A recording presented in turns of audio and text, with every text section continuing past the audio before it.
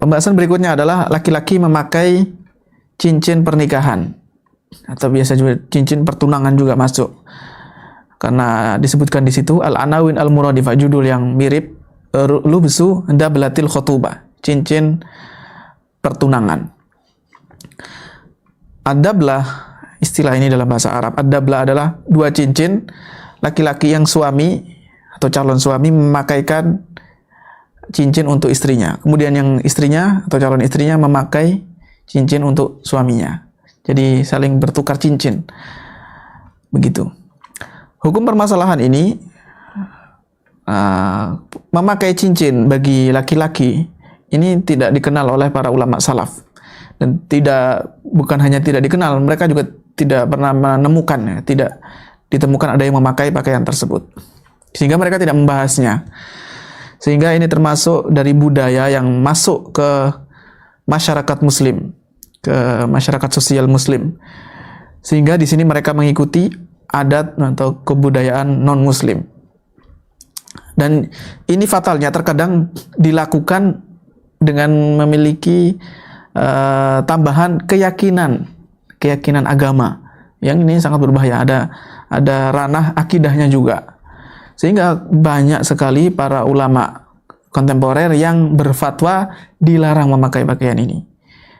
Di antaranya Lajnah Daimah, kemudian Syekh Muhammad Al-Utsaimin, Syekh Muhammad Nasiruddin Al-Albani, Syekh Saleh Fauzan, dan selain mereka. Mereka mengatakan bahwa memakai cincin seperti ini, tukar cincin, bahkan memakai cincin bagi laki-laki atau wanita yang walaupun untuk pernikahan, setelah menikah, ini perkara yang baru.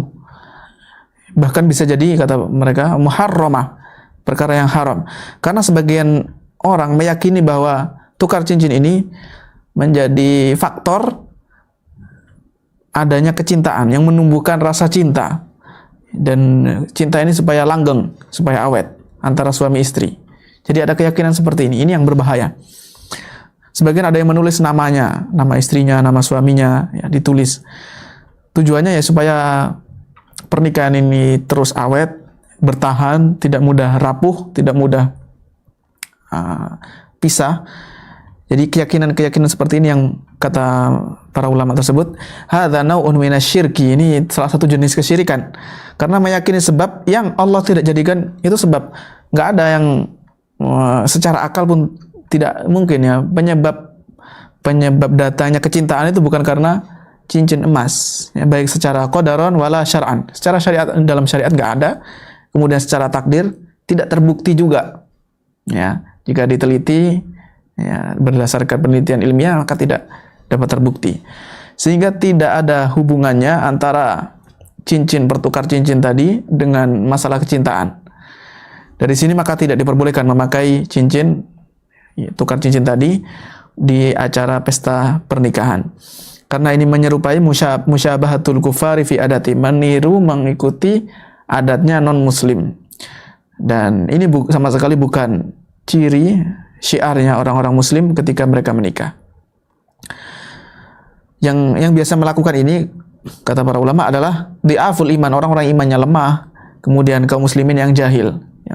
Jika jahil, ya maka tugas orang yang mengetahui untuk memberitahu, ya, bukan dihukum atau dicaci maki atau dilawan, ya bukan, ya, tetapi diajari, namanya orang tidak tahu. Adapun memakai cincin perak untuk laki-laki secara asalnya dari sisi cincinnya sendiri, tanpa keyakinan apapun, tanpa hal-hal yang diharamkan, maka tidak mengapa. Kalau ini cincin perak bagi laki-laki tidak masalah, apalagi untuk perempuannya. Karena cincin dari perak ini boleh bagi laki-laki, sedangkan dari emas diharamkan bagi laki-laki. Sebagaimana riwayat Abdullah bin Abbas radhiyallahu anhuma, Nabi Muhammad SAW suatu ketika melihat ada orang memakai cincin emas, salah satu sahabat memakai cincin emas. Maka Rasulullah SAW mengambil dan melemparkannya, ditarik, dilempar. Lalu beliau mengatakan, salah seorang dari kalian sengaja untuk mengambil bara dari api lalu diletakkan di tangannya. Jadi orang yang meletakkan cincin emas laki-laki di tangannya ibarat orang yang mengambil bara api neraka. Hadits ini diriwayatkan Muslim.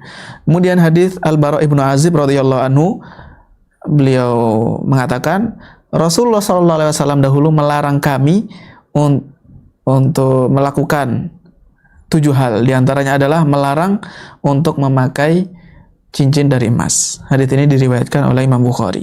Bisa dirujuk di kitab Adabuz Zifaf karya Syekh Muhammad Nasiruddin Al-Albani, kemudian Ad-Dhiya'ul Lami' minal Khutabil Jawami', kumpulan khutbah-khutbah Syekh Muhammad Ibn Shalih Al-Utsaimin, Fatwa Lajnah Daimah, kemudian Majmu' Fatawa wa Rasail Syekh Muhammad bin Shalih Al-Utsaimin.